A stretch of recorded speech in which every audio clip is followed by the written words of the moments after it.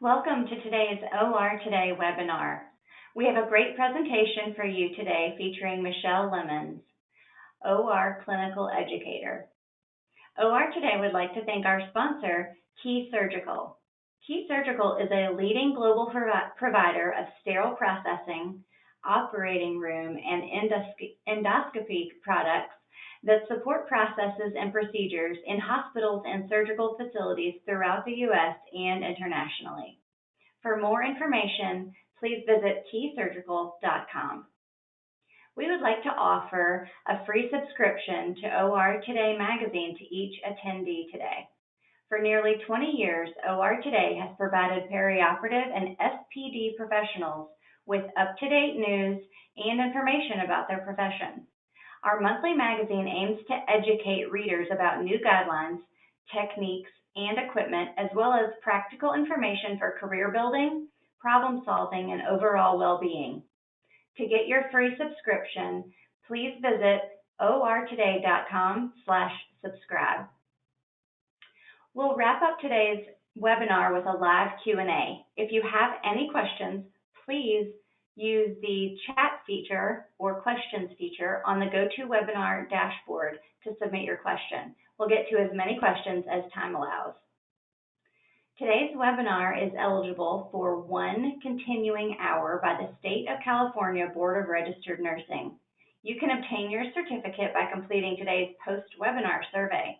The survey will be emailed 1 hour after the completion of today's webinar, and you will be able to download your certificate immediately once the survey is submitted. If you have any questions, you can reach us at webinar@mdpublishing.com. As I mentioned earlier, our presenter today is Michelle Lemmons. Michelle, you may begin whenever you are ready. Thank you so much, Jennifer. I really appreciate your introduction. And thank you everyone for joining me today. We're going to talk about patient positioners positioning your OR for success. So to start our presentation, we'll cover the basics. We're going to define the objectives that we're going to go over. So we're going to define patient positioning, identify how to select patient positioners, specify how to inspect and maintain positioners, and define how to write policies and procedures for care and maintenance of your positioners. Before we get started, I just wanted to start with a little bit more about me. I am a registered nurse, and I've been in various healthcare roles for over 10 years. I've been the OR clinical educator here at Key Surgical for just over a year. My husband, who's pictured playing in the sand there with my daughter, is a nurse as well, and we have 2 beautiful children, Jackson, who's 4, and Opal, who is 2. Currently, our family is absolutely loving enjoying canned whipped cream for tea parties, which they're doing in the top middle photo, watching Bigfoot Family and singing all the songs, running wild in the yard. We live in Minnesota and all of the snow is starting to melt. So that's a really exciting time of year. We love to spend time with our family. Josh's parents are pictured here with the kids, and just really find a lot of fun in everything we're doing. And so now let's get started. And to start today, I have to make a confession to all of you. I was once an amateur thief and a detective. Okay, not a thief, but I was a very sneaky, self-interested borrower. And you might be thinking, what would make Michelle become a thief? And I'll tell you, patient positioners in the operating room. Surgery is akin or compared to aviation as the depiction of technology and advancement, always on the cutting edge and often looked to by others as role models to base their professions or technology. But let me paint a picture that might be a familiar one to those of you who work in the operating room. You're at morning report. You see that you have 2 thoracic procedures that day. The patient will start lateral and then be moved to supine for the second part of the procedure. And you know that for that procedure, you will need an array of positioners, including a lateral roll and an axillary roll. And you head off to set up your room, see the patient, do your counts, and get your brief. But you cannot find an axillary roll. And this is where my days as a thief and detective really reached their peak. Begging, borrowing, and stealing, doing anything I can to get my case started on time. Sometimes hiding positioners in my operating room if I knew I had those cases the next day, which leaves less for everyone else. And while I'm not maybe proud of those times, research shows that I am not alone. One study found that the average nurse spends 33 minutes of a 7.5-hour shift just looking for equipment. 2 other studies found that lack of sufficient quantities of positioning equipment and devices presented a risk to patient and personnel safety. And procedures may be delayed and the patient safety compromised when the equipment necessary to correctly and safely position the patient is not available. And unfortunately, the lack of sufficient equipment isn't the only problem. The inspection, replacement, cleaning, and maintenance of these devices is also a very common problem. Positioners get ignored much like the cobwebs under your couch or my couch. And to prove my point here, let's look at a few positioners that are currently at this time being used at a facility. The first device on the left is absolutely clearly dirty, the device that says ortho, either not cleaned after the last case or cleaned very, very poorly. And it's shoved in a pile of positioners in a back hallway. This is actually a storage room that's between 2 operating rooms. The second image, as you can tell, it's like the pad on a bed, pad on the operating table. And again, absolutely horrifying. This bed is stored in a hallway and ready for use. Imagine if you were a patient on your way back to your operating room and you saw this in the hallway. I mean, no words, right, for seeing that. And third, this gel positioner. Tons of wrinkles and a tear in the covering with gel coming out. Now, these are similar. They maybe don't look that bad when you see them as just as the initial glance. But as we go through our presentation today, we're actually going to talk about some of the complications that can be caused. And saving my least favorite gel positioner is actually a close-up on that pad here on the left.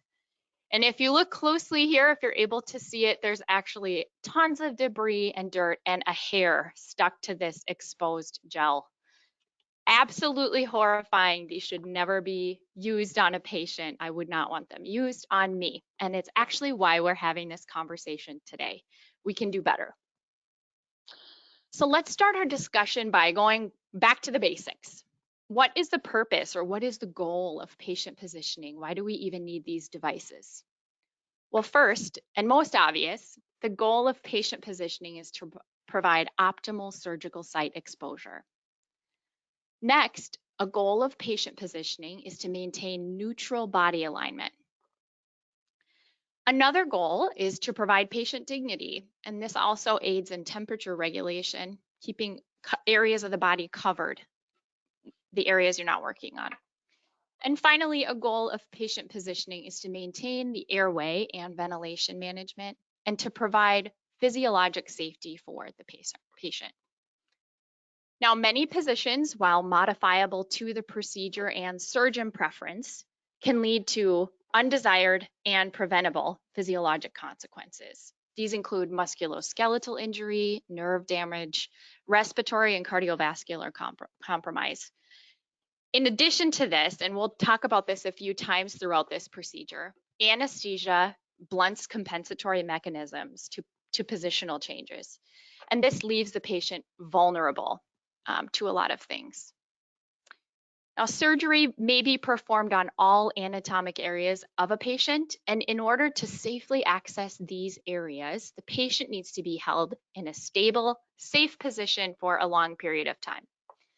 And because of this prolonged time in one position, surgical patients are particularly at an increased risk of developing what we call HAPIs. HAPIs are hospital-acquired pressure injuries. These are synonymous, and they used to be called more commonly pressure sores. They're also called bed sores, decubitus ulcers, or pressure ulcers. HAPIs are defined as a localized injury to the skin and or underlying tissue that initiates during an inpatient hospital stay. Now, by definition, HAPIs are caused by intense or sustained pressure on a bony prominence or pressure from a medical device. The amount and type of pressure injuries at a facility or that a facility reports is a highly monitored metric. And currently, according to the National Pressure Injury Advisory Panel, pressure injuries are one of the 5 most common harms experienced by patients. And over 2.5 million patients per year develop a pressure injury in acute care settings. Now, significant to our conversation today is the percentage of these injuries that are reported. I'm going to use that very carefully. These are reported to be initiated in the surgical setting or surgical related HAPIs. Research shows us that surgery-related HAPIs may account for as much as 66% of all of these hospital-acquired pressure injuries. These percentages can vary in different research studies, but this is so significant. We are seeing a lot of these caused during surgery. And if we break this down just a little bit further, it tells us that 5 to 6 of every 25 patients will suffer a pressure injury. And the reason I add that statistic in there is that many facilities do 25 procedures a day. And finally, research reveals that over 60,000 patients actually die every year as a direct result of pressure injuries and the complications that they cause. The Centers for Medicare and Medicaid classify stage 3 and greater pressure injuries as never events. Never events are errors in medical care that are clearly identifiable, preventable, and serious in their consequence for patients. And according to the Centers for Medicare and Medicaid, never events indicate a very serious problem with the safety and credibility of a healthcare facility. These events will not be reimbursed with the goal of incentive for hospitals to improve their quality of care. The most relevant never events related to surgical patients are these stage 3 or greater pressure injuries, which we'll look at further. Wrong patient procedures, the loss of a specimen, performing the wrong procedure, any retained objects, and performing wrong site procedures. So how do these happen? How do we get these pressure injuries? Well, pressure is the force placed on underlying tissue.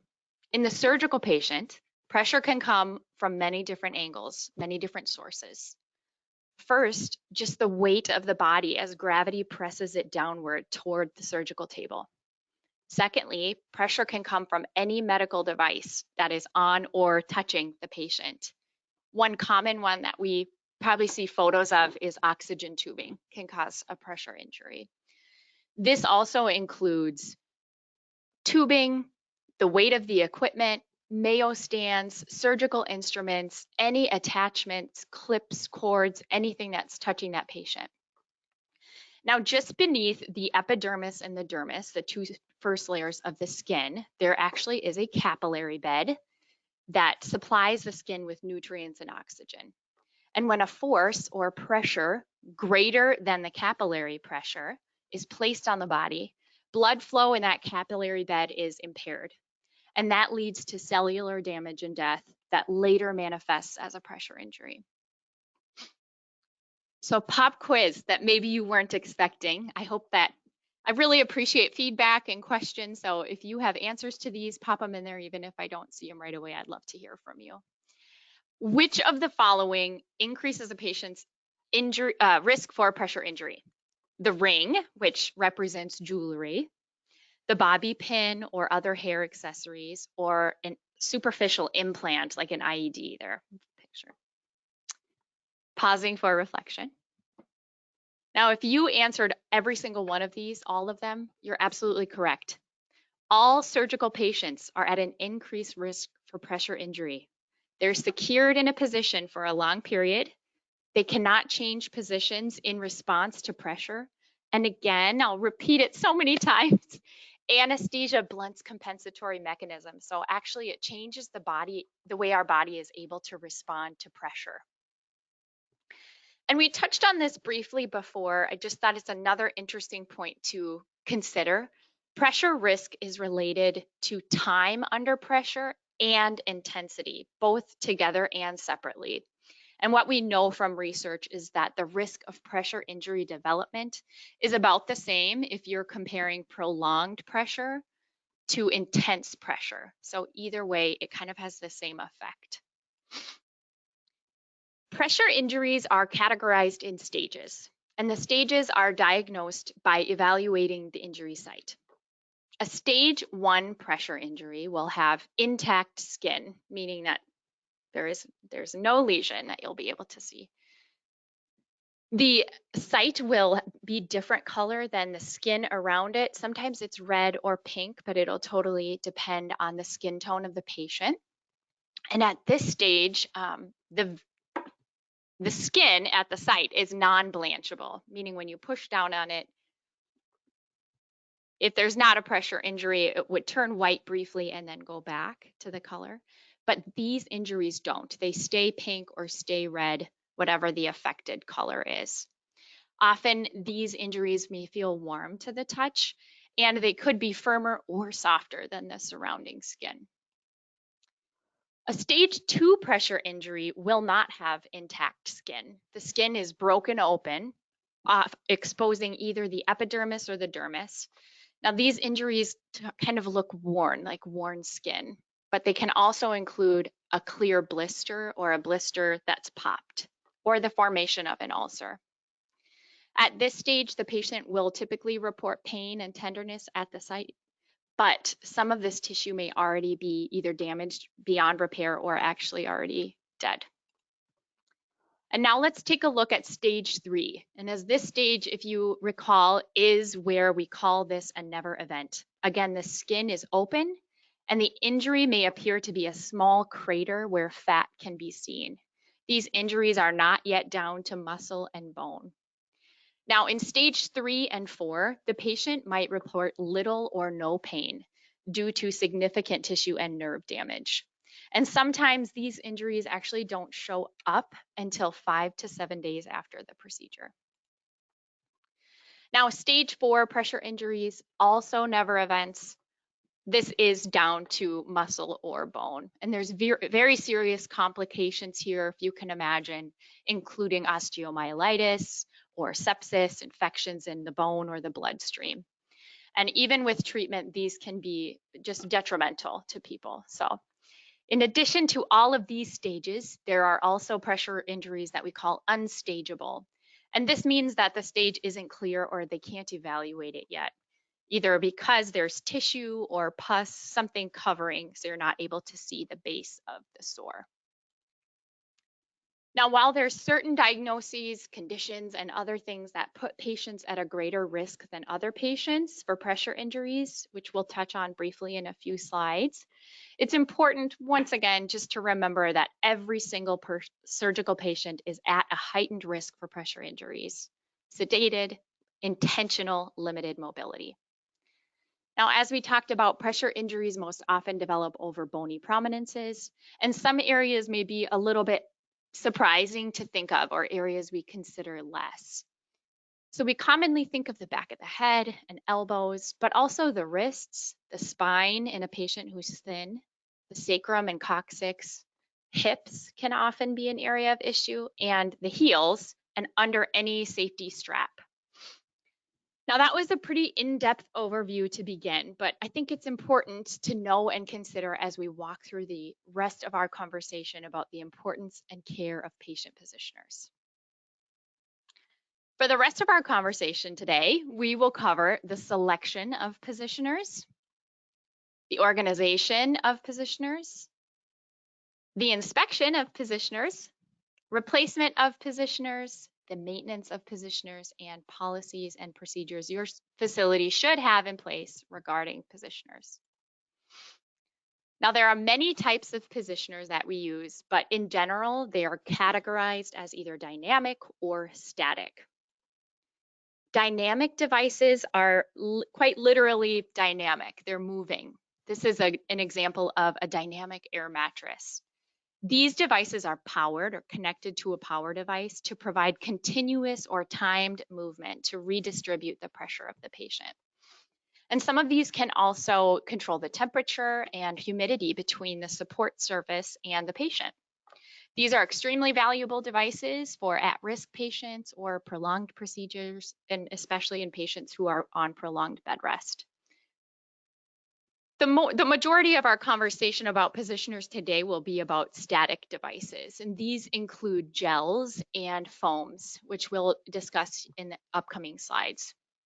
But for all positioning devices, the reason that they're created is to disperse the patient's weight over a large surface area, and this is to avoid that focal or localized pressure on a bony prominence that can lead to pressure and nerve injuries. To decrease areas of contact between the body and the supporting surface, and really we talk a lot about bottoming out. You don't want the patient's bony prominence to be resting on a hard surface, so that would be bottoming out. These also are designed to relieve friction and shear by providing optimal support and stability, and to maintain optimal position. Back to those goals of our surgical positioning, we need to be able to see the surgical site at all times and ensure the patient is not moving or shifting during the procedure. So another pop quiz, true or false? If you do not have the positioners that you need, it's okay to just use a rolled up towel or a rolled up blanket in its place. False, false, false. Absolutely not. One of the articles I read in preparing this presentation, I thought it was humorous. They said, blankets and sheets are for patient warmth. They should not be folded or rolled and used as positioning devices. And while it's funny, it's absolutely true. These are not designed to provide stability. There is no weight distribution and there is no pressure reduction. In fact, research shows that these actually become areas of pressure or risk for pressure. So towels and drapes are great for instrument shouldering on your Mayo stand and even draping, but not for positioning. And AORN guidelines support this. Towels, sheets, and blankets should not be used as positioning devices. Now, if you're thinking, well, I don't have enough supplies when I need it, hang tight till the end because we'll discuss planning and checklists to ensure that you always have what you need and how you can be a part of that process. So let's talk briefly about foams and gels and just a little bit of how they work. To me, these are a great example of things we use all the time, but we don't often think about how much actually goes into the creation of them or development of them. Now, gel devices are designed as a patient positioner to reduce shearing and to support the patient's weight without becoming fully compressed under the weight of the patient, that bottoming out. And gel devices are reusable. So these devices, they contour to the body. This is known as envelopment. And I like to think of it as laying on a memory foam mattress. When you lay down on it, the memory foam kind of shapes itself around your body, and that's what these are designed to do, to contour. And then once that force is removed, they are designed to return to their original shape or configuration. So to prove their effectiveness, a lot of these devices will undergo pressure mapping or what's called force sensitivity applications to evaluate and literally map the interface pressures between the body and the support surface. This measure is not the be-all and end-all of a device, but it's important to consider when you're selecting positioners or ordering them. Some positioners help to even further in their design, protect against shearing by designing their device in a dual or triple layer to not only contour to the body, but to enhance that disbursement of pressure away from bony prominences, and actually are designed to replicate our body, like the skin and fatty layer underneath the skin. So next is foam. These are foam positioners, and these are categorized a little differently, and they're categorized by their depth, as you can see, and their density. Similar to gel devices, these are designed to support the patient's weight without bottoming out or being compressed. And the depth is literally their height, and it's measured in inches. And their density is also known as indentation load deflection. And it's an indication of how much weight is required to compress the foam padding to 25% of its original size. You can have a 2-inch high density foam or a 3-inch low density foam, and really there's no current evidence that supports which one is optimal, which one is better. Most foam products have a weight limit that can guide their use. So enter the battle royale. Obviously I'm joking, but this is by far the most common question I get asked about positioning devices. Which is better, foam or gel? And unfortunately, there is no perfect answer. We actually don't know. There are research studies that support foam as the victor and others that support gel as the rightful champion of pressure reduction. But most claim that adding either one to your case will reduce the risk for pressure injuries. Selection criteria for positioning devices, the list is long for what you should consider. So we're just going to talk about a few today. But they should include, not limited to, the pressure mapping device. If they have that information about a device, it should be considered. The material composition and the design, once again, that triple layer can be really significant for reducing pressure. Their radiolucency, so if you need to do X-ray during a case, you won't have to move or transition any of these things. If they are hypoallergenic or if they have evidence for that, and their ease to clean, which as we've seen in the previous photos is a really big deal. Now related to this easy to clean, there's one other important consideration in this foam versus gel battle, and that's infection prevention. Positioning equipment and devices are exposed to direct patient contact, and they do have risk for surface contamination by microorganisms and body substances. While the application of rigorous cleaning practices can assist in decreasing some of that, we do know that if you're using only reusable devices at your facility, such as gel positioners, it does carry a greater risk of that contamination and cross-contamination. Using a combination of disposable and reusable can decrease that risk. And using only single-use disposable foam devices will have, of course, the least risk. And this brings me to that elephant in the room. I know what you're thinking. In a perfect world, of course, we would all use single-use devices, but we have budgets. So most facilities are using a combination of single-use and disposable, or reusable, excuse me. But as you're selecting positioners and kind of having this conversation of single use and reusable, think about your facility, your infection rates, your turnover times, your staff availability, and consider not only that initial investment of your budget, but also the opportunity cost. I would rather see foam than see positioners like we saw at the beginning of this, and I think it's very clear that it's well worth that investment. The number of infections and pressure injuries can be a real indicator if you're making the right choices.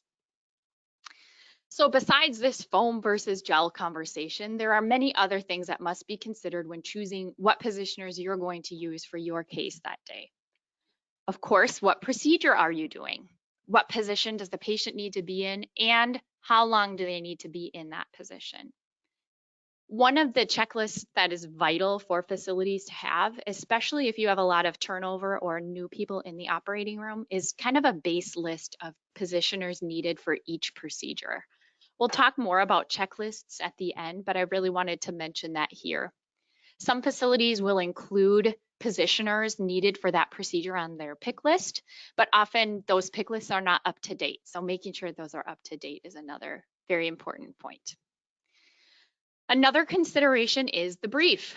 Are there any specific requests or notes from the surgeon or anesthesia? Any position changes throughout the procedure or specific red flags from other team members' assessments? Now, equipment is kind of a three-part consideration. First is the IFU for your positioning equipment, which we'll talk about. Do you know where the IFU is or what that is? If you don't, I'm going to tell you. Second is what positioning equipment is available to you. Like I said before, I became a thief. I planned well in advance so that I could steal and ensure that I had the things I needed for my case. And finally, when considering equipment, you want to consider if there's anything else that has to be brought into the room. Does a patient need an x-ray during the procedure, or would you be prepared for that if your counts were off? Those types of things. Next is anesthesia and the surgeon and the team that you're working with. How do they need the patient positioned in order to do their job safely? And finally, last but not least, is the patient. As we talked about, there are a few well-known risk factors that put a patient at a greater risk than other patients for developing a pressure injury. And here's kind of a long list of them, but we'll just talk about a couple. Their age, because as we know, our skin changes as we age. The weight of the patient might determine that we can't use a certain device because of the device's limitations.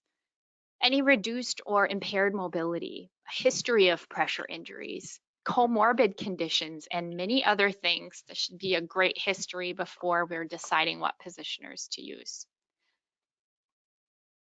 Next, let's talk about organization. When something is not put back or replenished or reordered, there's always an abundance of this, finger pointing. Do we blame the person who orders devices? Do we blame the one who used them last? Do we blame the one who cleans them, or just blame the manager? Whose fault is it? Well, probably organization. Keeping patient positioners organized has a huge benefit. We've already discussed that a lack of equipment is very common, and the availability of safe equipment is questionable. So keeping these items organized is not only good practice, but it can save so much time and prevent errors. In a survey of 18,000 business leaders, a staffing agency found that 10,000 of them lost 6 hours a week to being disorganized. And it is absolutely no different in the operating room. Research shows that a nurse does on average 27 workarounds, meaning they don't have what they need, so they have to create it or do something different to get it done. 27 per shift. And that nurses are in 36 different places over the course of 1 hour. The study at the beginning, as we already mentioned, 33 minutes of a 7.5-hour shift is spent looking for equipment. And while that might not sound very significant, a lot of this is just about one population, just nurses. But then if we add into that surgical techs, aides, sterile processing, housekeeping, how much of our day is spent looking for the things that we need? It adds up very quickly. So how can we get organized? In a witty blog called The Doctor is In, the author detailed some very practical tips for getting organized. Now, one idea is to create a grab cart or a grab bin, and that would contain everything needed for a specific position. During the coronavirus pandemic, these grab bins or grab carts became very popular for prone position, as there was just a significant increase in that position during this time. Next is to take an inventory of available space for positioners. Like that back hallway or that cubby between the two operating rooms, where are these currently getting dumped? That's a great available space to get them organized and keep them where people already put them. The next was using unique ideas for optimizing space, like magnets, hanging a pocketed organizer on a metal rack of positioners, using those creative ideas to maximize small spaces. Now, in my last facility, we were very good at storing positioners by categories or by departments. We had neuro, CV, thoracic, everything kind of had its own cubby, and that made things a lot easier. Each specialty has unique and commonly used positioners that can be stored together. So store positioners in categories and put them in a place that makes sense for that department or for that category. And the final few tips are those cherry on top practices that just really make finding things easier. Removing bulky packaging, labeling everything, and storing things in clear bins. If you were going to be in 36 places over the course of an hour, that's less than 2 minutes to find exactly what you need and get back. Let's look at a few really good examples. Now, these are not 100% perfect, but they're realistic, great examples. Using specific carts for bariatric bed attachments or lithotomy positioning equipment, shelves and clearly labeled bins, even though they're not clear, they're labeled and mostly organized. And these are my favorite types of examples, using words and images to show what's stored there, but also what it looks like complete and often how to put it together in case you get jumped into a different department. Makes it easy to get what you need and also put it back correctly and know if anything is missing. So our next discussion point is inspection. When asked to inspect positioners, what are you even looking for? Well, let's use this gel positioner as an example since it shows just about everything wrong. First, we're looking for loss of integrity. Tears, holes, broken outer layers of the device. Loss of surface integrity creates a reservoir for the collection of dirt, debris, microbes, and hair, as we've seen. These may be difficult or impossible to clean and can really lead to that infection rate and bacterial growth that we worry about. Next, we're looking for wrinkles.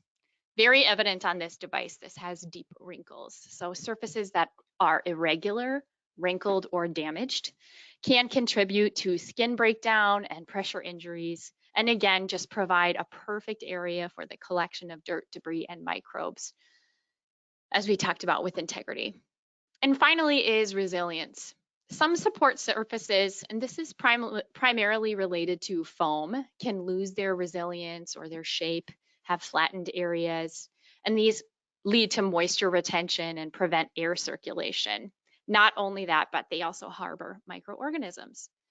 So look for those flat, disfigured positioners. If it doesn't look like it's the appropriate shape, don't use it. The next inspection consideration is when to inspect devices or how frequently. And the inspection of positioning devices has 3 very critical times. First and most obvious is right before you use them.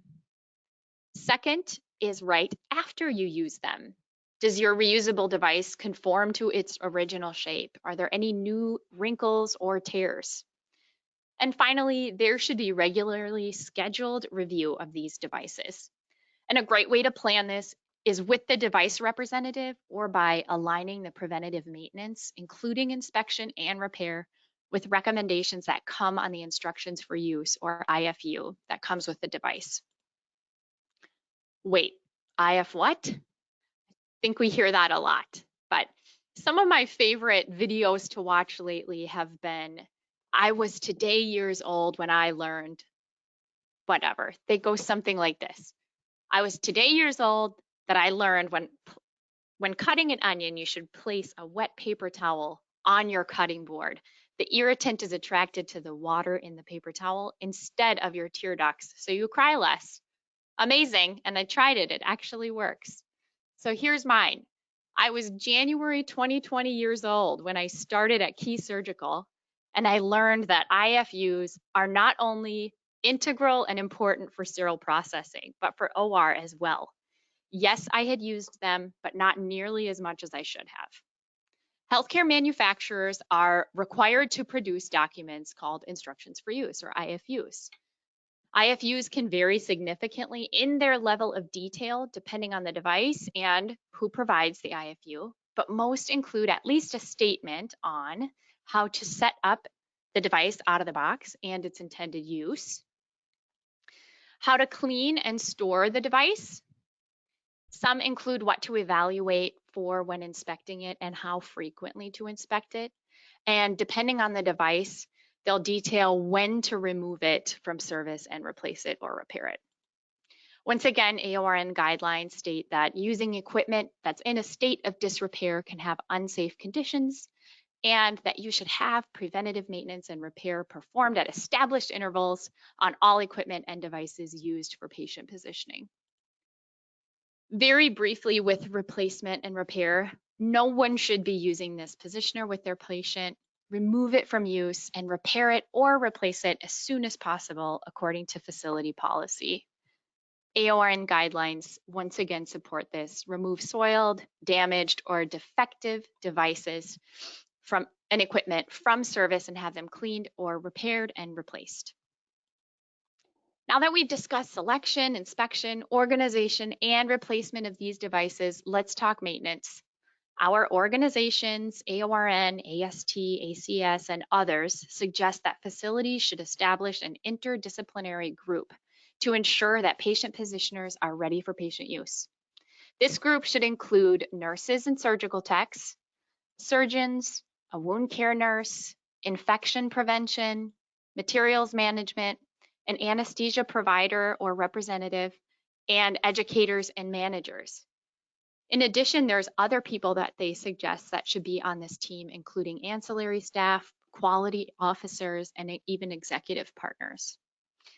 So on top of this group, it's important to nominate positioning leads.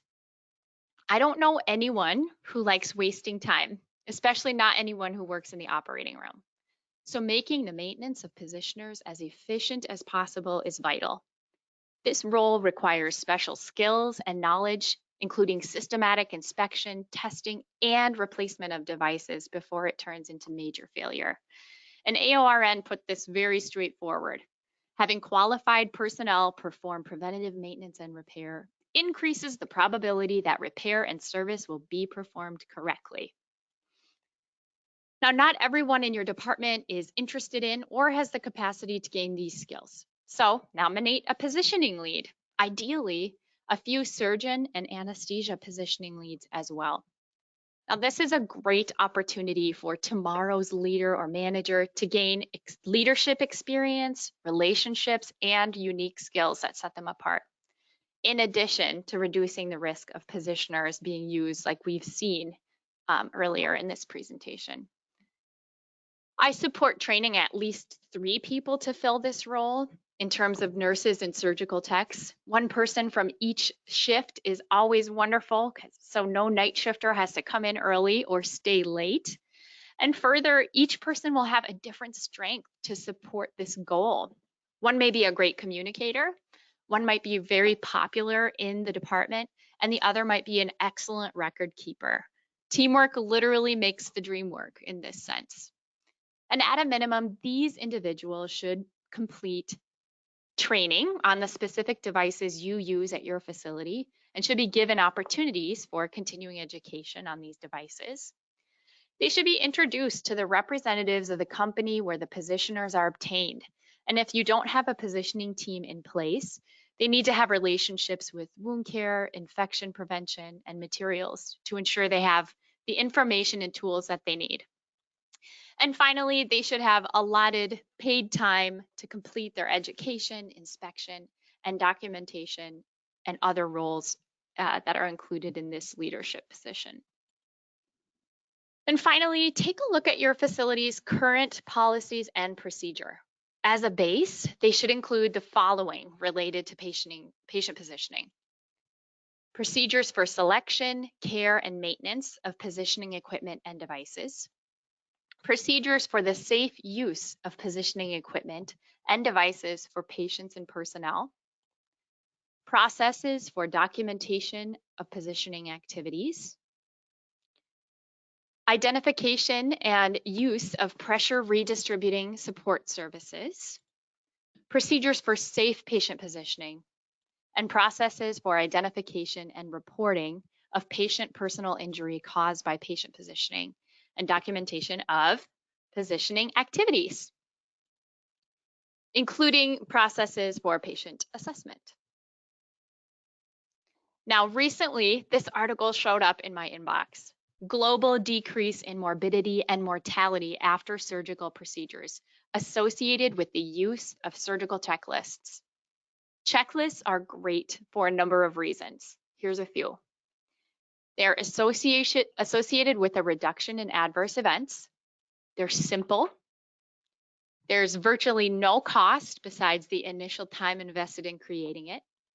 and they make implementing procedural change easier to share and understand. People love checklists.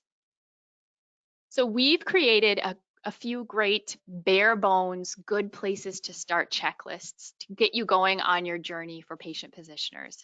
These are planning checklists that discuss how to start in a way that could pertain to any facility that performs surgical procedures. The more specific details of these checklists will be added at your facility as you meet with your team and include those specific details, what positioners you're using, what assessment you're using. And they're not meant to replace facility policy and procedures. Instead, just help on getting control of your positioners. Now, I like to just add this at the end. Every employee is a person first, and they bring with them their unique life experiences, their worries, their concerns, their fears, their passions, and their strengths. And making tasks like access and ease of using and maintaining surgical equipment, such as patient positioners, is one controllable intervention that we can take to relieve added stress and remove from the workload. To free up our employees to use their uniqueness and serve their patients, which is the reason that they're there in the first place. And I know that we've covered a lot in this presentation. I really want you to please feel free to reach out to me and for our sample checklists or questions, comments, feedback. We love it. And no matter where you are in your journey to making your department as safe, healthy, and efficient as possible, in the words of Florence Nightingale, never lose an opportunity of urging a practical beginning, however small, for it is wonderful how often in such matters the mustard seed germinates and roots itself. Start where you are, do what you can, and keep learning along the way. I truly, truly thank you for joining me and all of your time today. It means a lot to me to see you here. So again, please feel free to reach out to me at education@keysurgical.com. And be sure to check out our new podcast, Knowledge Unlocked, wherever you access your podcasts. And Jennifer, I would love to answer any questions that may have come up during the procedure or presentation. You have that on the brain, don't you? Thank you so much for a great presentation. We do have some questions that have come in, but as a reminder to our audience that if you do have a question, please use the questions feature on your GoToWebinar dashboard, and we'll answer as many as we can before the end of the hour. Our first question, Michelle, is, at our facility, we have surgeons who will position the patients with unapproved devices. How can we stop them? I was just reading an article the other day, actually, where they were talking about a surgeon bringing things in from Home Depot for positioning devices. You know, it's a great conversation. I really believe in empowerment. So not in front of the patient, maybe not right at that moment, but asking them kind of about the device and communicating some of this information. Education is such a great tool. None of these other devices are tested or proven to help with redistributing pressure. So it would be a great conversation to start with your team, start with your manager, start with, if you have a positioning team, awesome, to start with them. And I realize every position is different and every surgeon really does have a unique way of positioning their patient for a reason. But then what is a tool that you can provide them that's safe and effective outside of that? So start having the conversation right away. Perfect, thank you. Our next question is, we find that towel rolls do provide the best stability for positioning. Is it okay to use them? Please, please don't. Please stop using them. Towels are not going to distribute pressure. If anything, they're going to create pressure. They are not designed to distribute the pressure of the body over a surface area. They might keep it in place, but it's not stable. Think about readjusting your pillow when you're sleeping. We all do things, but it's kind of hard to translate that into this area. They're not stable, even though they might seem like they're holding that patient in a stable place. they're not designed for that. They do create a big risk for pressure for patients. In addition to that, a lot of times what I've seen is towels being rolled and then taped. So now we have wrinkles from the towel or whatever and the tape, and that's going to create pressure. It can create undesired moisture, sliding, all of that. They're just not a safe device for that. There are really, really much better alternatives that are out there that can do the same thing. Great. Our next question is, what is the best positioner to use? Gel versus foam versus beanbag? You know, I just think this question is going to be around for a long time until we have really good supporting evidence. From an infection prevention point of view, foam.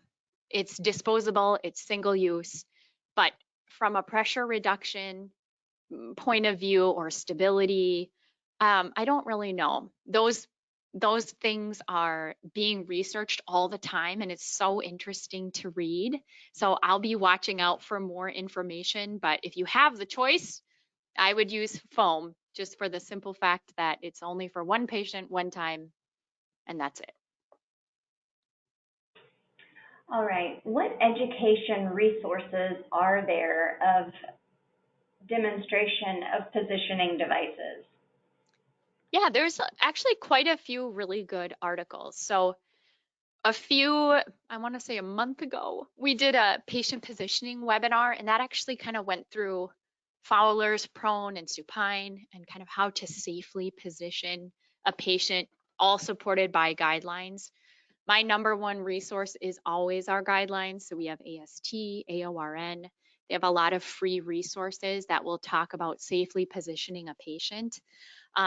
There's quite a few articles online about devices to use, and I'll just reference back to what we talked about pressure mapping. Just kind of be careful with some of the things that you're reading and read into it, see how the testing was done. And if you have a question, I would love to read over what you're finding and help answer anything that I can. If you want to email me right there, I would be happy to look at them with you. All right. Our next question is, more and more people are overweight and or considered obese. How has this impacted the frequency and severity of HAPPIES, the acronym that you used? Yeah, that's a good question. A lot of our devices, so like foam devices, for example, this is why I really think that IFUs or instructions for use are very underutilized, because every single one of our patients is different and is at a different risk for pressure injury. So I think we see a lot of pressure injuries and they continue to go up, but I think it's really important that we're doing better education on using the IFU, taking that pause with your patient evaluation and with your team to consider the position, the amount of time, the risk for that specific patient. And another thing is evaluating during the procedure those areas where you think like, oh, there's a big risk here, like the hip. If somebody's in lateral, right, and their hip is on the bed, and you know maybe the person is frail and very underweight, doing those intra-procedure checks, following up post-procedure to do the checks, and a lot of our assessments actually end after about 72 hours after a procedure. So my personal opinion is we need to extend those. So it's really getting a better knowledge, being more prepared, having equipment and devices that you need, assessing and documenting, and then kind of just building our policies around our population to ensure that we're providing the absolute best possible care that we can within our grasp to those patients. All right, our next question is regarding the committee for positioning devices. What do you suggest for ASCs that have fewer people or positions, such as a wound specialist? Yeah, there's some really great resources. So send me an email and I'll send you the checklist. there's this template, I'm going to call it, or it's like a whole program called CUSP. So first, just get one started and use who you have. Even if it just starts out as 2 people, that's absolutely better than nothing. Get one started, look for good resources, have conversations with your team about what your concerns are or what you're trying to prevent is a good one. And then there's a ton of free resources. So we have a checklist, we have patient positioning webinars, we have tons of conversations, but also on that checklist that we have, there is tons of other things like this CUSP program template that guides you step by step. In addition to that, it's great. So there's the National Pressure Ulcery Advisory Panel. There's wound care sites and articles that can be really great.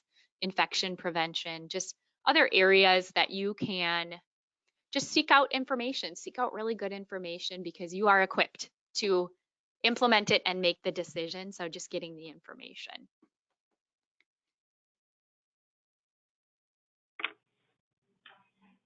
Okay, our next question, hopefully we can squeeze this one in quickly, is how do you protect the heels?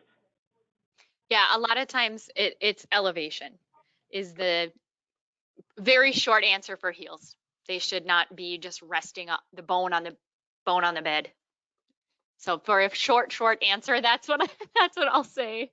Keeping them off. Okay, great. Well, thank you so much, Michelle, for a great presentation. I would like to encourage everyone in our audience to visit today's sponsor, Key Surgical, to learn more about the products they provide to our industry. Please visit keysurgical.com. A quick reminder that you can obtain your continuing education certificate by completing today's post-webinar survey. The survey will be emailed 1 hour after the completion of today's webinar. You must complete the survey to receive your one continuing education hour, and you will be able to download the certificate directly from your computer once you submit the survey. If you have any questions, you can reach us at webinar@mdpublishing.com. We will be back very soon with another webinar. Please visit ortodaywebinars.live for more details and complimentary registration. Thank you all and have a great day.